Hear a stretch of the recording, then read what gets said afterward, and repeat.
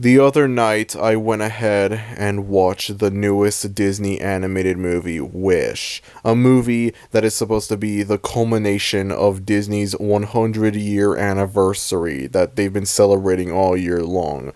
A full centennial of Disney's existence. And let me tell you, to say that this anniversary is a disaster would be a massive understatement, but I'll go into more detail about that much later on into this video. I went into this movie well aware that it was doing very poorly both critically and commercially. It is the first movie in the Disney canon to have a rotten score on Rotten Tomatoes since Chicken Little all the way back in 2005.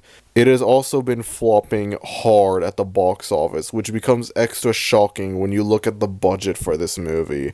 This movie has a budget of somewhere between $175 million to $200 million, making it one of the most expensive animated movies ever made. And more likely than not, it will end its theatrical run not making even $100 million, I'm willing to bet. So yeah, Wish is just another box office flop for Disney this year. Just another box office flop that has come out this year to go alongside the other box office flops of this year. Seriously, why were there so many this year? That's just weird. But enough about the stuff surrounding this movie and how it's performing. Let's actually talk about the movie itself. Before this movie came out, earlier this year, I had hope that this movie could be like a return to form for Disney, basically. Something to save them from this slump that's been going on for the last couple of years. I've had a lot of criticisms with Disney all throughout this year. The constant live-action remakes of their own animated movies, the blatant favoritism of Star Wars and the MCU over their own animated movies, and the very lackluster quality of their recent animated movies when compared to animated movies from other animation studios. And I thought that Wish could be like a return for Disney. I thought that Wish could be like, yeah, Disney will finally be good again. They'll finally start making great movies again. At least just one great movie. Even if it's just a fluke, at least it's better than nothing. At some point, when the first trailer for this movie came out, I wanted to make a video discussing it, like my thoughts on the movie and what I was hoping to see in it, and I ended up scrapping the movie because I didn't like how it was turning out. It was scrapped very early on, and I didn't think it was turning out that good, so I just basically wrote down what I thought in a community post, and I thought it looked really good, but I was cautious about it. I wasn't full on like, yeah, Disney is back, guys, Disney's good again, or anything like that. In retrospect, I am so glad I never made that video, because it would have aged like milk the millisecond this movie came out, and especially the millisecond that I sat down and actually watched it. Here's the thing with this movie. This is not a bad movie necessarily. This is not like a terrible movie. There's nothing in this movie that's like necessarily awful. It's watchable, okay? It's a watchable movie, but the thing with it is that it's just so generic. It is so unremarkable and average. It's just so aggressively mediocre, and it's just derivative of previous Disney movies, and more than anything else, it's just forgettable. Like, I watched this movie like 2 nights ago, and I've already forgotten most of what happens in it, so this is going to be kind of a hard movie for me to review, but like, there's not a chance that I'm going to sit down and watch this again. The fact that this movie is like generic and forgettable and whatever, like, that's a big deal for this compared to like with Strange World and Raya and the Last Dragon, because this is meant to celebrate Disney's centennial. This is meant to be like a big movie for them and whatever. For them to put out this extremely mediocre movie for their anniversary, it's just like, wow. This isn't like with Strange World or anything like that, where it's just like, okay, it's mediocre as hell, but like, who cares? It's no big deal. This kind of is a big deal, actually. 100 years of animation, 100 years of animation history, different eras, all across different decades, and this is what we get. This is what we get. This is the culmination of all of that. A generic movie that, like, I already forgot 90% of what happens in it.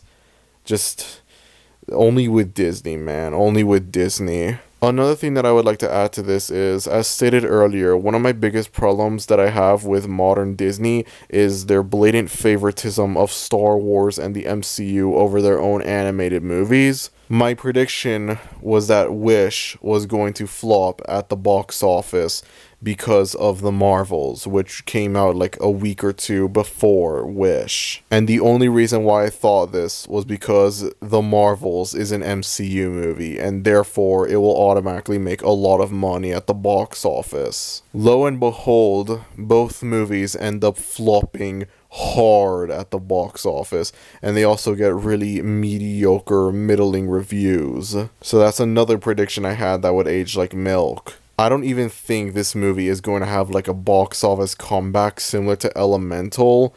Like, that's not even going to happen. And to be honest, this film kind of doesn't deserve it either, because Elemental I thought was actually a pretty good movie. It just had the misfortune of being released around the same time as Across the Spider-Verse. So naturally there would be comparisons made and people would be like, oh, Spider-Verse is better, which I do agree with, but that doesn't mean Elemental is bad. Like, if Elemental came out at any other point in the year, if it came out like in like February or March, like before Across the Spider-Verse, it would have a significantly better reputation and it could have been a box office success. I don't know. But like, at least Elemental had that cool art style that I really liked. And I feel like that's the film's strongest point. Elemental, at least I can remember what happens in it. Wish is the most generic thing I've ever seen at all. It's mediocre as hell. There's no point in watching this when there are way better animated movies out there. There is no point in watching this safe slop at all. Oh yeah, the animation style, I gotta bring that up as well. So you see, Wish has a slightly different art style when compared to other CGI Disney movies, like Frozen and whatever. It has more of a 2.5D look to it. And when the trailers came out, I remember seeing people praising it and I thought it looked really good. But then actually seeing it in like the actual movie, it doesn't look that good. It looks kind of unfinished actually. Like, this looks like the way it moves and whatever, the animation, it looks like Sophia the First or anything like that, you know? It looks like that Ladybug cartoon, you know, like that crappy Ladybug superhero cartoon. I don't remember the name of it, but like, chances are you know what I'm talking about. Like, that's what it looks like. But the thing is, like, those are just like, you know, cheap TV shows made for 3-year-olds. This is a theatrical movie with a $200 million budget. And like, the animation quality looks like this. It's just like, wow. Seriously. Wow. And even then, it doesn't matter at all. Like, just because the characters are like slightly different, like the art looks different, that doesn't mean anything. Because the character designs, they still look like Disney. Like, the main character, I can't remember her name, that should tell you something. Like, she looks like a lot of other Disney characters. She looks like the flower girl from Encanto. Like, I'm pretty sure it's like the same character design. There's nothing interesting about this character either. This main character, again, I cannot remember her name. You think of like the stereotypical like quirky girls, like you see like Anna from Frozen, Mirabelle from Encanto, basically that sort of thing. Just the same character we've seen over and over again, but in countless other movies before this. There is nothing to make her original, unique, interesting, nothing to make her stand out, just nothing at all. The only characters in the movie that I can really like remember are the main character, the star, and the villain, King Magnifico, which he is the only character that I can remember his name for. That should tell you something. I'll get into the characters in a little bit. Just because Disney was trying something different and doing like, I guess, their own spin on the 2.5D style that like Spider-Verse and Puss in Boots and whatever have, that doesn't mean the movie is automatically going to be good. That doesn't mean we're going to be like, like, oh, animation is cinema, guys, because of that. That doesn't mean anything. I had a feeling that this movie was gonna be style over substance in this regard, and the funny thing is that it ended up being no style and no substance either. It had neither one. And like the thing as well is like Spider-Verse and Puss in Boots are like style and substance. And even if the 2.5D art style was like actually like really good in this movie, it still like is not enough, because the thing is like the Spider-Verse and Puss in Boots are like, they're not considered amazing just because of their animation styles. It's because of the storylines that they have. The animation styles are just like the cherry on top. If Spider-Verse still had the amazing, beautiful animation style that it has, but like it had a very mediocre, subpar story, it wouldn't be anywhere near as acclaimed as it is now. It's like Disney just slapped this 2.5D style into their movies because they know that like their reputation is going, like they're losing like their good reputation within the animation like world and whatever. And so that's like, as a last minute attempt, they decide to follow the leader, do what Spider-Verse did, do what TMNT Mutant Mayhem did, do what Puss in Boots did, not realizing that it wasn't just the art style that made those movies good. You can't just slap this 2.5D animation style onto a generic as hell Disney plot and expect people to be like, oh my gosh, Disney's making amazing movies again, animation is cinema, GDT was right. Like, it just doesn't work like that, I'm sorry. So as I said before, the only characters in the movie that are like really important are the main character, the star that accompanies her, and King Magnifico, the villain of the movie.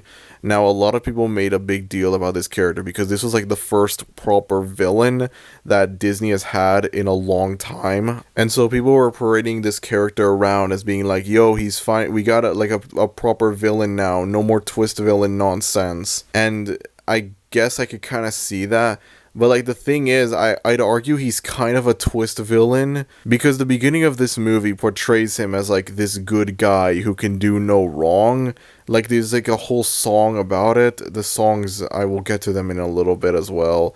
And they clearly portray him as like this good guy. So like if you went into this movie blind, you would assume that like he's not a villain at all. You would assume that like he's a good guy. I mean, to be fair, the twist that's like, oh, he's actually evil, it ends up coming much sooner into the movie compared to like more recent twist villains. So maybe that's why people are saying like he's the first pure Disney villain in a while, but like, nah, this dude's a twist villain. They clearly paint him as like a good guy at the beginning of the movie, when like he's not. Like you watch like Ursula from the beginning is portrayed as evil. Scar from the beginning is portrayed as evil.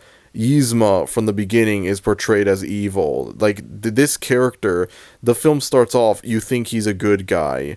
They clearly try to paint him as a good guy, and then like I guess like 25 minutes into it, 30 minutes, then they like reveal like, oh no, he's actually evil. So I don't know where the people are coming from. They're like, oh, this guy's the first real villain Disney's had, no twist villain nonsense, even though he kind of is a twist villain. It's just that the twist is revealed much sooner into the movie. So the whole thing with him is that he grants people's wishes when they turn 18. However, there are certain wishes that he refuses to grant, as he considers them potentially dangerous, and he also refuses to return the wish back to those that wished for them. You see, when someone wishes for something to King Magnifico, they forget about that wish. Basically, he takes the wish away from them, and they just forget about it. It's briefly revealed in the beginning of the movie that the reason why he did this was because of something that happened to him during his childhood. Like, I think he was in like a village or something, a kingdom or something that was like attacked or whatever. And like that's what caused him to start doing these wishes. But the thing is, this is not fully elaborated on. He clearly has like a backstory. They try to give him a backstory to explain like this whole thing of like why he grants wishes, why he started this kingdom. But the thing is like that, aside from in the beginning, it is never mentioned again in the rest of the movie.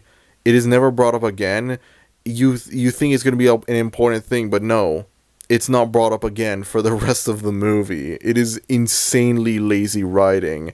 I've seen a lot of people speculate that like AI was used in some way to make this movie, whether it be to like to write the songs or to write the plot. And honestly, a small part of me believes that, because like this is just lazy. Like, what's the point of giving this guy a backstory and whatnot if like you're not even gonna elaborate on what it was? You're only gonna mention it once at the beginning, and then never again will you bring it up. Alongside the main character, she has this pet goat who, midway into the movie, because of the star, he's able to talk, and he's basically in this movie just for comedic relief, and he basically serves no purpose at all, just to sell merchandise, basically, just to have a funny animal sidekick, just to sell merch to Disney adults who will inevitably buy it because, oh my gosh, it's adorable, guys. There's a lot of different references to older Disney movies, being that this is a movie that's meant to celebrate Disney's 100-year anniversary.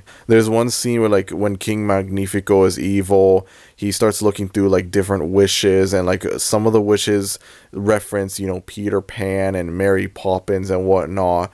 At the end of the movie, there's a guy that, like, he looks like Peter Pan, and I think his name actually is Peter. And like there's all of these like different friends that like the main character hangs out with, and I think they are meant to be like the seven dwarves. And I'm pretty sure the main character as well is also supposed to be the fairy godmother from Cinderella. Like there's a scene where she has like a wand or whatever, and she has like the what was it, a cape or whatever, the dress, I don't know.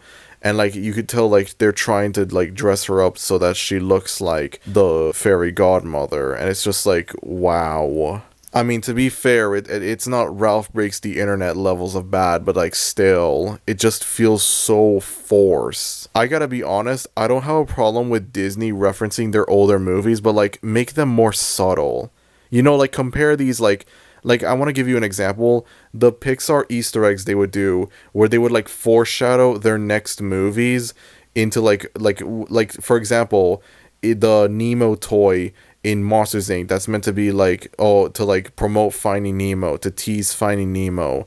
The Mr. Incredible book in Finding Nemo that's meant to tease The Incredibles. The Doc Hudson cameo that's meant to tease Cars in The Incredibles. That sort of thing. Like, they, subtle things like that. They could have done that for this movie. Have very subtle, blink and you'll miss it, references to earlier Disney movies. Akin to these. I mean, I get that this is a little different because these are meant to be, like, teasers for upcoming movies instead of, like, teasers for already released movies.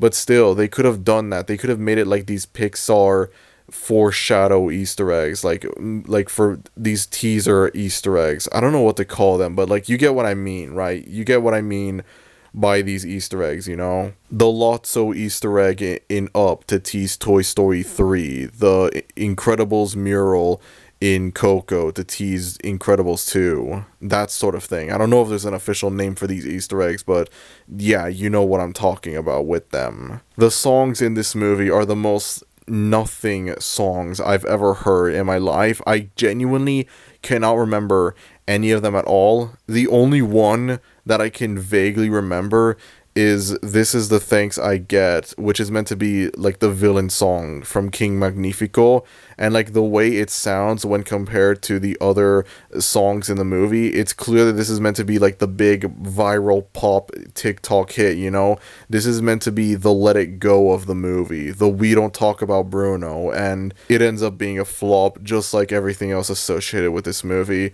I guess it's like very vaguely catchy, but like that's about it, really. The songs are just really unremarkable, much like the rest of this movie. What a fucking disappointing way to celebrate Disney's 100-year anniversary. But you know what? Given how it has been going, I'm not surprised at all that this is like the culmination of it all. Just the most disappointing, bland thing ever made. It is actually insane looking at how bad Disney and Warner Bros. Have had it all throughout this year. It is actually crazy looking at the parallels between these two studios. Both studios celebrate their 100-year anniversary in 2023. Both studios released a lot of movies this year in 2023 to celebrate their 100-year anniversary. And out of all of these movies, only 2 of these movies were successful, one for each studio.